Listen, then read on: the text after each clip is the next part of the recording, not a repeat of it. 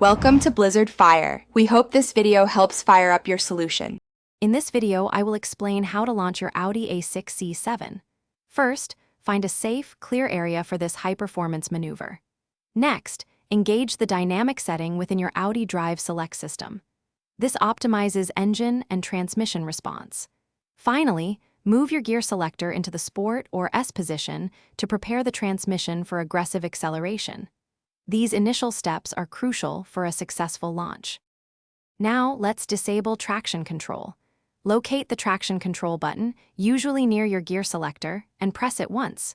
You'll see a yellow warning light illuminate on your dashboard, confirming deactivation. This step is vital as it permits the wheels to spin slightly, which is necessary for the most effective launch. Without this, the system would limit power. With the car prepared, it's time to engage launch control. Use your left foot to firmly press the brake pedal all the way to the floor. Simultaneously, with your right foot, fully depress the accelerator pedal.